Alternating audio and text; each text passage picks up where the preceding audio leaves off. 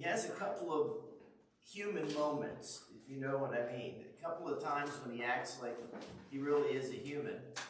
And I mean, this guy is phenomenal in his leadership and the position that God used him in. He's just amazing.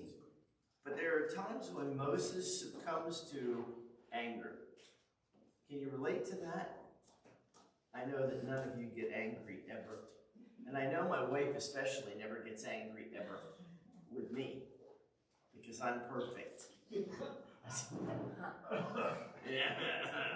Yeah. Right. So maybe we should put her on the prayer list too for putting up with me, you know what I'm saying? But Moses had some bouts with anger. He truly did.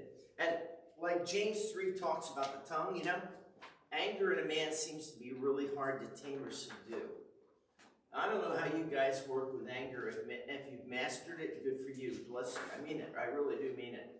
But anger is one of those things where it can be bubbling over inside and no one, I mean, it really doesn't necessarily manifest itself right away.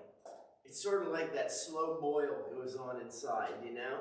And you just have that smile on your face like everything's right until it keeps cooking and cooking and cooking like a pressure cooker with no release, and then all of a sudden it explodes. There are those kinds of people.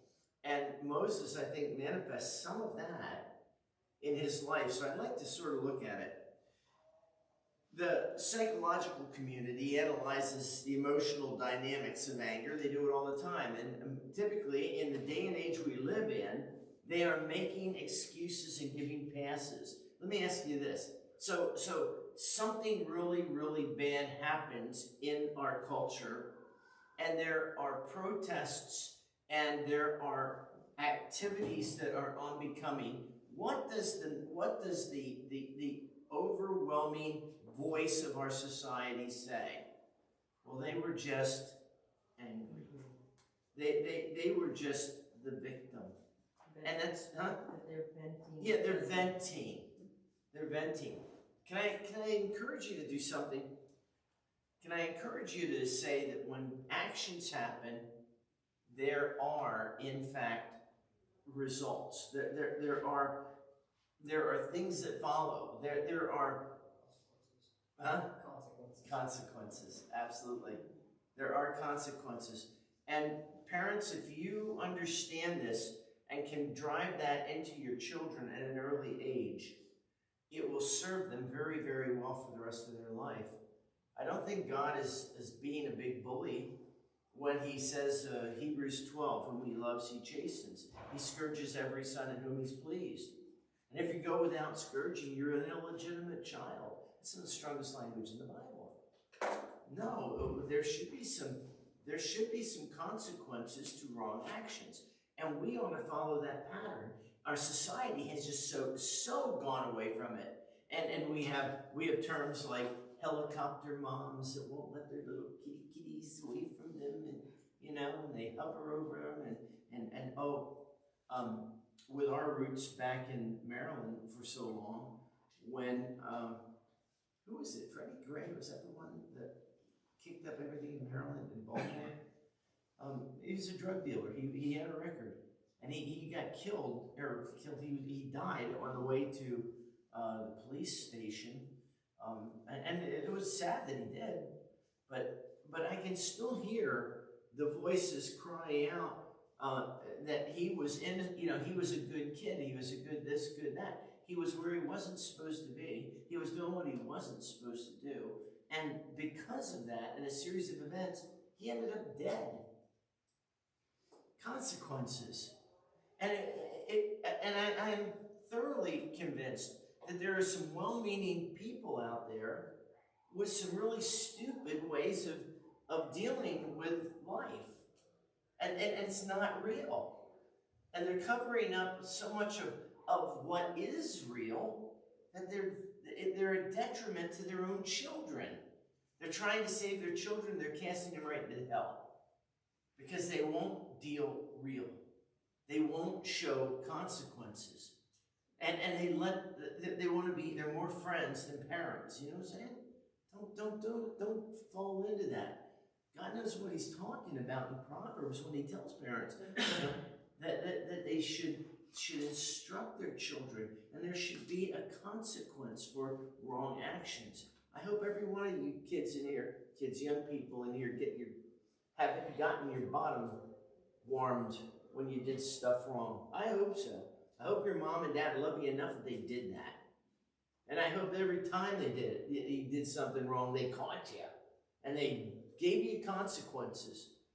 Not abuse, but a payment to show you that that consequence or the wrongdoing has a penalty associated with it. Because when you grow up, it does. Jay Adams. He's very well known for his counseling in Christian circles. He's written multiple books on counseling, and he's coined the term nouthetic counseling.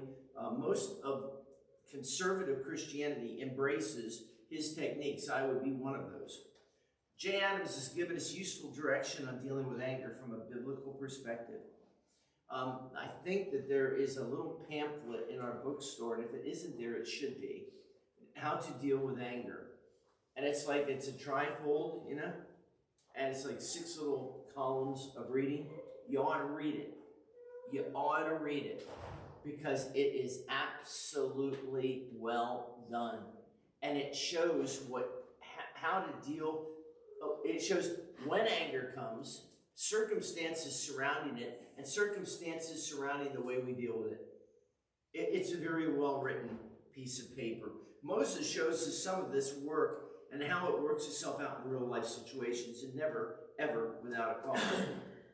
So we can start off with it tonight, and I hope we would, by saying we all have anger. Let's make it even more personal. I have anger. Don't say I know you do, Counterman. No, I as in you. You know what I'm saying? We can say to ourselves, I have anger. Now what do I do with it? How am I dealing with it? And that's where I want to go with this tonight. It's not an issue of have, but as much as it is, but how we use it and what we do with it. Anger, get this, anger isn't wrong if it is used right. Anger is something that God has given. Be angry and sin not. Let not the sun go down upon your wrath. Anger is a real good thing. I'll tell you what I get angry about sometimes is when I do something dumb. I know it's hard to believe that I do something dumb. But once in a while I do, and I get angry about that. I really do. I know better than that. What a stupid thing. One decision away from stupid, right? Every one of us. So, be angry, sin not. Ephesians 4:26, it clearly gives rightness to anger if we use it properly. So, let's deal with anger biblically. And I'd like to walk you through a couple of truths and maybe some solutions tonight. I'd like to explore the response biblically, using Moses as a case study. And sometimes in the Bible, you have such a long narrative about an individual that you can really start putting together pieces of their life and use them as a case study. So what does anger look like? From the secular mind, anger begins with mild irritation. It's marked by uneasiness, brought on by some unpleasant disturbance. You ever try to sleep and there's a dripping faucet? Oh, it drives me nuts. You know, stop it.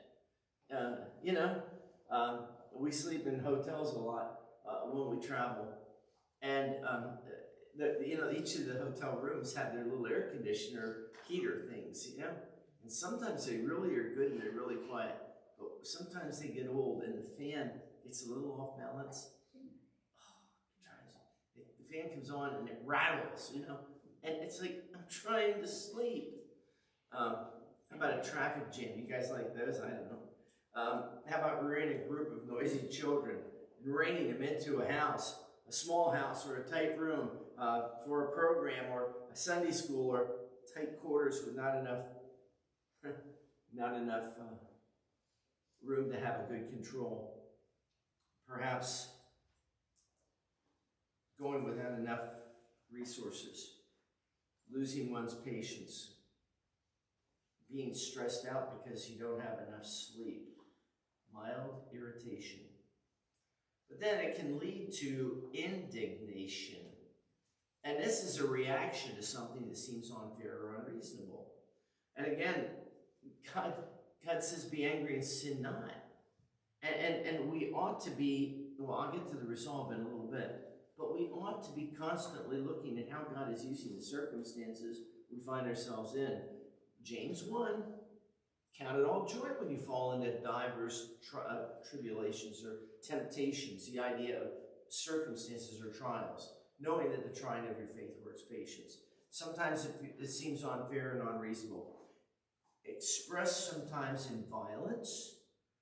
You ever see what is a hockey game known for? Huh? Fights. Yeah, everybody goes to the hockey game not to see who wins, but see who gets the tooth knocked out. Yeah, it's the truth. Yeah, you ever see a goalie smile? You think you're looking at Gumby. Anyway, sometimes in sporting events, it was just last night on the news. There was a baseball game, and I don't know who it was, but the bench is cleared. Usually that happens when a pitcher hits somebody. But they cleared the benches, and they went after him. Whatever.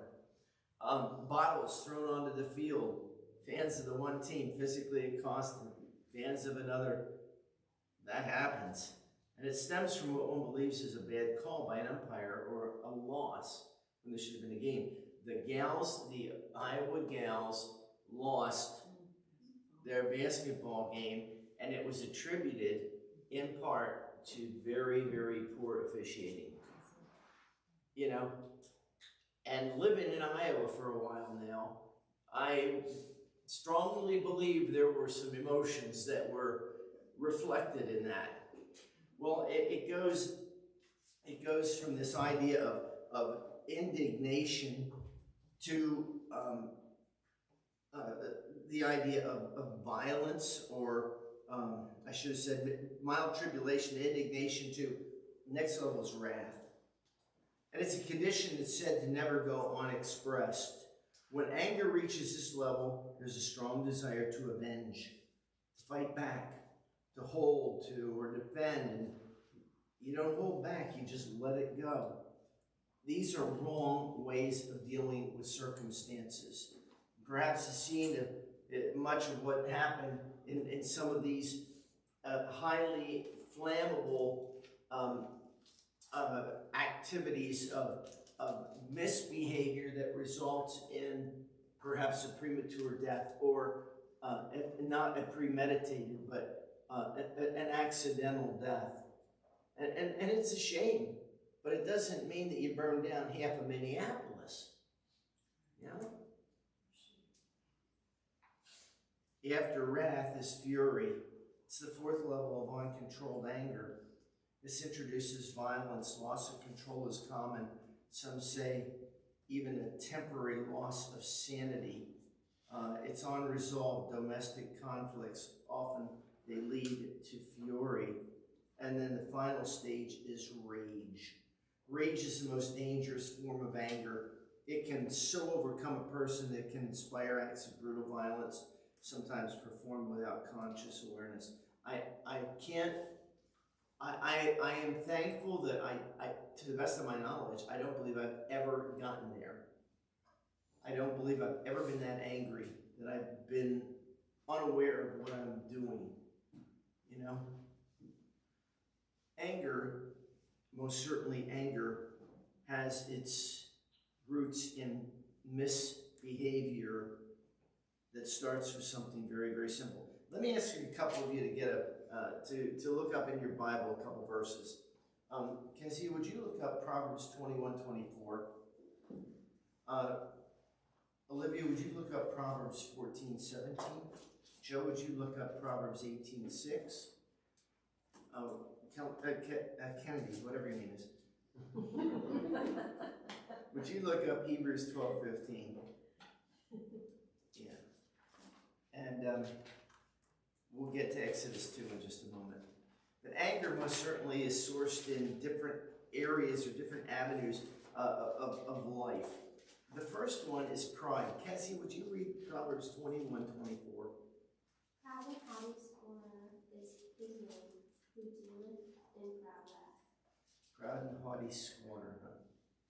Yeah, with proud wrath.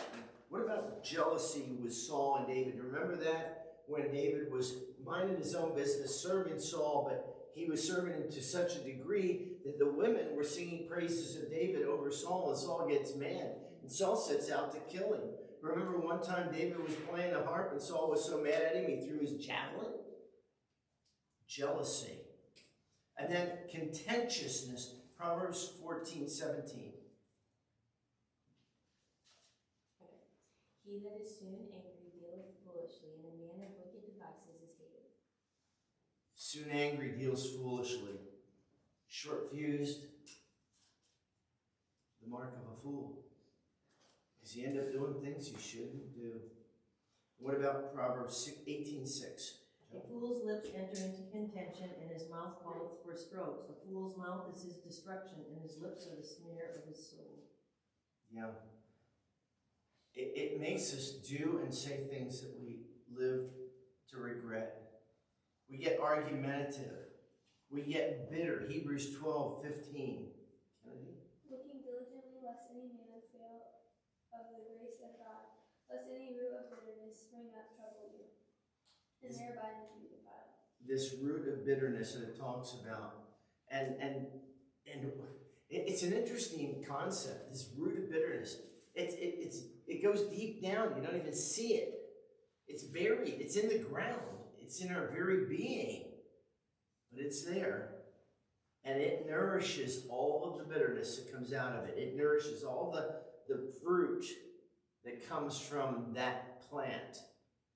And that's how anger works. So how is anger worked out? First, we need to realize that within all of us is that potential of uncontrolled anger. It really is. It's not good. It does us wrong. It's unbecoming, and we need to deal with it in a right way. So we need to get a hold of it and control our anger. I want to show you how this works with Moses. Moses chapter 2, verses 10 through 12. Go ahead. Oh, I didn't ask you to do that, did I? Well, I will now. Kitten, would you do Exodus chapter 2, verses 10 through 12? Sure. Well, if you don't want to, I will. No, I'll get angry, though. There might be a root of bitterness on this one. You said 10 through 12, right? Yes. Okay. And the child grew, and she brought him unto Pharaoh's daughter, and he became her son. And she called his name Moses, and she said, because I drew him out of the water. And it came to pass in those days, when Moses was grown, that he went out unto his brethren, and looked on their burdens. And he spied an Egyptian smiting a Hebrew, one of his brethren. And he looked this way and that way, and when he saw that there was no man, he slew the Egyptian, and hid him in the sand. Here's the case study of Moses.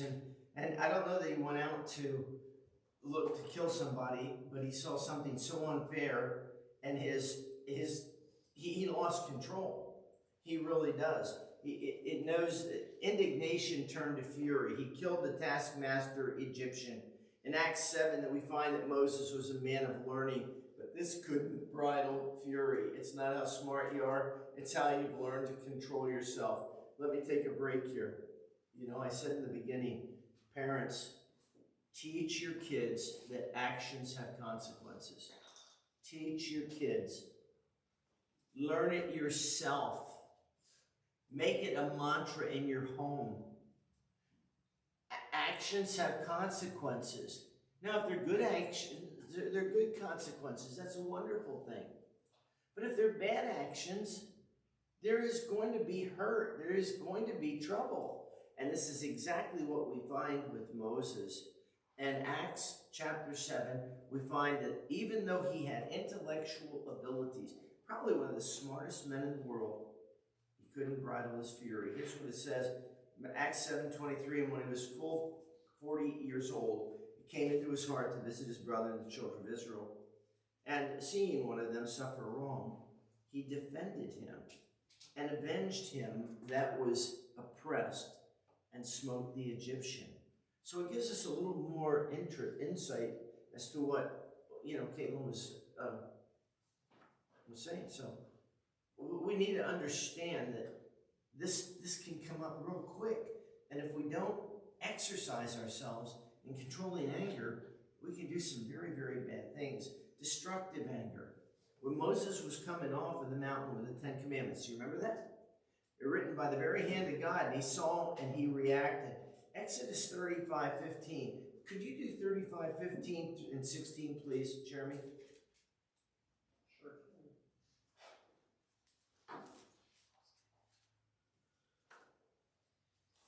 And the incense altar and his staves. Exodus 35:15. 35:15, yeah. Okay. I'm sorry, I was starting back at 11. That's why. No wonder it didn't sound right. Exodus 35:11. 11. Yeah. And the table and the staves and all the vessels and the showbread. That's not Or, right. no, sorry, that was 13. The tabernacle, his tent, and his coverings. I'm sorry, I have a wrong text there. How about going to Exodus 15? Just read all of the Exodus. Yeah, just read Exodus. Read Exodus 16. Let's try that. 16:11. 16:11. Yeah, Okay, let's we try were- that. We were a lot of chapters off. Yeah, whatever. And the Lord spake unto Moses, saying, 16:11? Yep. No. And Moses besought the Lord his God and said, Lord, why art thy wrath? Where are you at? Where am I at? I don't know. Well, I have a wrong text, obviously. Let's do a sword drill and find the text the pastor just messed up. Yeah. Where is that? 35. He's coming down off the Are mountain. you sure it's in Exodus? No. Why did you ask that question? 32:11. 32:11. Thank you. Good job, you went. Yeah, 32:11. You did. And Moses besought the Lord? Yeah, okay.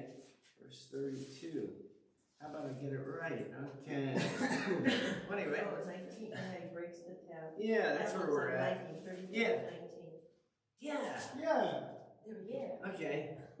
32:11 through a long way. Through 19. You want me to read that? Would you please? Okay. And Moses besought the Lord his God and said, Lord, why doth thou wax hot against thy people, which thou hast brought forth out of the land of Egypt with great power and with a mighty hand? Wherefore should the Egyptians speak and say, for mischief did bring them out, to slay them in the mountains and consume them from the face of the earth? Turn from thy fierce wrath and report of this evil against thy people. Remember Abraham, Isaac, and Israel, thy servants to whom thou swarest by thy own self, and saidst unto them, I will multiply your seeds as the stars of heaven. And all this land that I have spoken of, I will give unto your seed, and they shall inherit it forever. And the Lord repented of the evil which he thought to do unto his people. And Moses turned and went down from the mount, and the 2 tables of the testimony were in his hand. The tables were written on both their sides. On the one side and on the other were they written. And the tables were the work of God, and the writing was the writing of God, graven upon the tables. And when Joshua heard the noise of the people as they shouted, he said unto Moses, there was a noise of war in the camp. And he said, it is not the voice of them that shout for mastery, neither is it the voice of them that cry for being overcome, but the noise of them that sing do I hear. And it came to pass, as soon as he came nigh unto the camp, that he saw the calf, and the dancing, and Moses' anger waxed hot, and he cast the tables out of his hands, and brake them beneath the mount. Moses, he pleads with God to have mercy on Israel, and he turns around and he sees the children of Israel, and he just reacts. He just goes really, really angry in a hurry. And even later on, he goes into the camp and he sees the calf and the dancing, and his anger waxed hot, the Bible says. He casts the tables out of his hand and break them beneath the mount. And it's going to be revisited by God in Exodus 34:1. He would instruct Moses to make the tablets and write again the law. So here's Moses, and we see a couple of these wild swings of anger, and it starts out almost innocent, and it goes so quick to he takes a guy's life, he takes Israel and condemns them with the breaking of the tablets. And it almost goes to the place that it's leading to another form of anger, which ultimately is going to do him in. And that's rebellious anger. I want you to think about this for a second. If you ever get a chance, and I'm going to take a rabbit trail, if you ever get a chance, pick up the book, Made in His Image. That's not it. Changed into His image. Changed into His image. And look for the section on the rebel. There's a whole section in there about the rebel and how God and how Fremont is the guy who wrote it, I think, wasn't it? No, it's Bird. Oh, Bird, Jim Bird. That's right. Yeah. Okay. There's a whole section in there about the rebel.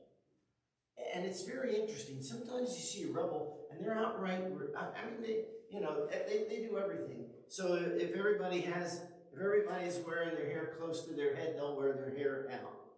If everybody wears, nice dress pants, they'll wear rat pants. Whatever rat pants are.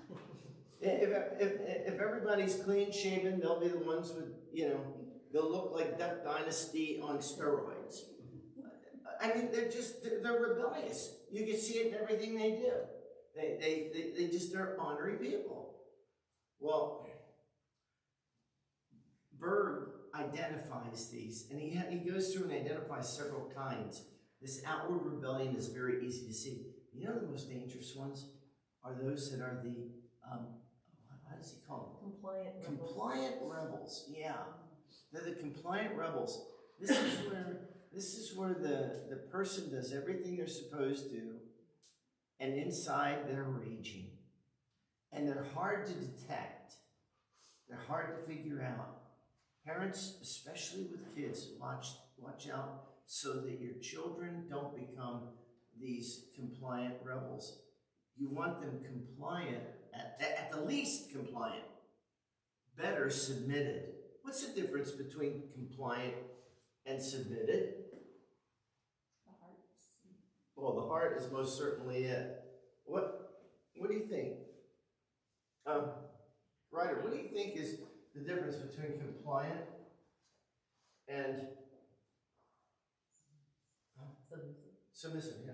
Compliant, submissive. Submissive would be you're completely obeying, you're not questioning, and you're doing it, you're wanting to do it, you're not just being like, oh, I have to do it, you're wanting to do it and wanting to obey. And compliant is just where, oh, I have to do it, I don't want to, and I'm not happy to do it.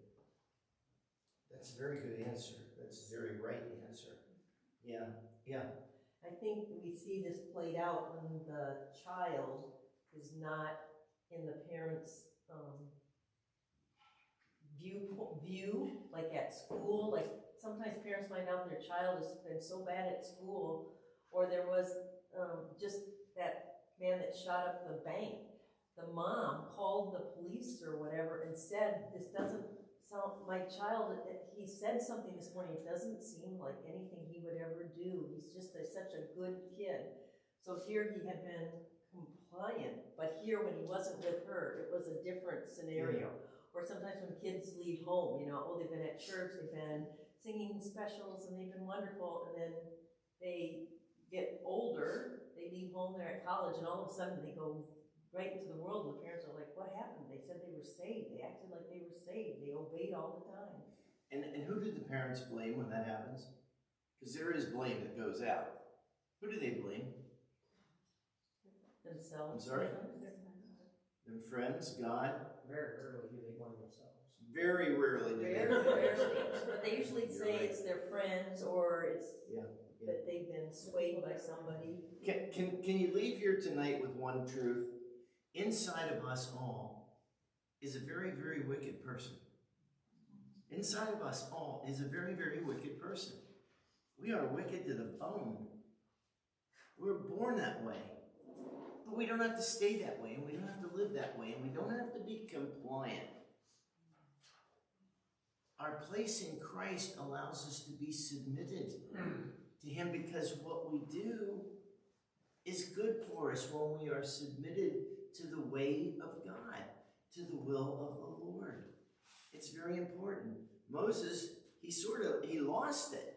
And he has this rebellious anger, and he speaks, and instead of speaking to the rock, he hits the rock. Remember that? In Numbers 20, verses 1 through 5, then came the children of Israel, leaving the whole congregation in the desert Zin, in the first month, and the people abode in Kadesh.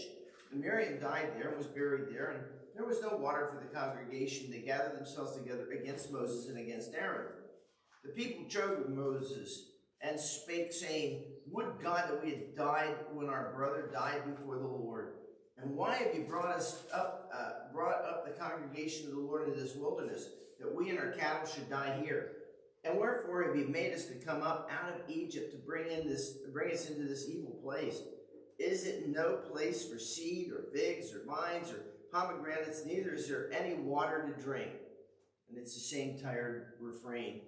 They're still griping, they're still carping, they're still complaining about their lot in life and how neglected they are. Does that sound familiar?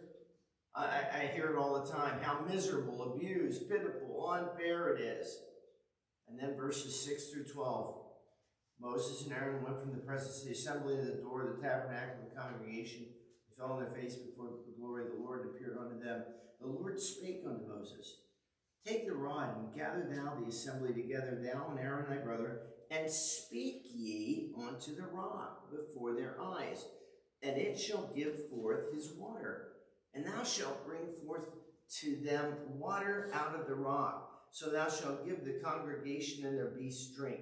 Moses took the rod from before the Lord, and he commanded him. Moses said, Aaron, gather the congregation together before the rock. And he said unto them, Hear ye now, ye rebels. Now, Moses leaves the presence of the Lord, and he is hot. He should be thankful, gracious. He should be amazed that God will do this and use him to do it. But he's ticked off. I can't imagine a leader getting upset with a congregation. They're such nice people. They never do anything wrong, always encouraging, never complaining, never carping, never complaining about anything. So here's Moses. Here now, you rebels. Must we fetch you water out of this rock? And Moses lifted up his hand, and with his rod he smote the rock twice. The water came out abundantly, and the congregation drank, and their beasts also. Actions have consequences. And the Lord spake unto Moses and Aaron, Because you believe me not to sanctify me in the eyes of the children of Israel, therefore ye shall not bring this congregation into the land which I have given them. So what can we learn about this? With anger. Number one, anger untamed often stems from acts of disobedience because of unbelief. God says, stop. Stop your sinful anger, Ephesians 4:26. Stop your rage, Proverbs 19:19. Stop blowing up, Ephesians 4:1 through 2. Stop your outbursts of fury, Saul with David. Stop feeding your wrath, Proverbs 14:29. Stop fretting, Psalms 37:8. Stop complaining, Psalm about David. We need to turn away our wrath. We need to turn to God. We need to make sure our reactions aren't showing. Untamed anger often publicly dismisses God's glory, diminishes God's glory. Untamed anger most often bears painful consequences. Painful, because it doesn't just affect you. And anger productively released under control. Released under control of God always focuses on the problem, not ventilating, not internalizing. Anger, like a good horse, must be bridled. Adam's quote from Adam's. Anger is good, but get angry at the right thing. Get angry at the problem, not at the person. Get angry at the circumstances, not at the people. And when you get caught doing something wrong, don't get angry at the person that caught you. Get angry at the person that did the wrong. Anger is a good thing, but it must be controlled. It must be bridled. or we end up like Moses, cut short. It always has consequences, right? Father, would you bless us as we go to prayer? We want to please you. So if there be anger and bitterness in us tonight, Lord, would you help us to make peace about that? Would you help us to direct it at the problem, not at the person? Would you help us to go and use it wisely so that we are angry but sin not, and so that we don't let the sun go down on our wrath? I pray that you find us faithful, blessed, and directed by your word in Jesus' name. Amen. Okay, we have thanks for being with us out there, y'all, and wish you were here. And if you can be here and you're not, shame on you. Come here, we miss you. And if you can't be here, I'm glad you joined us online. Thank you for doing that. You're a blessing.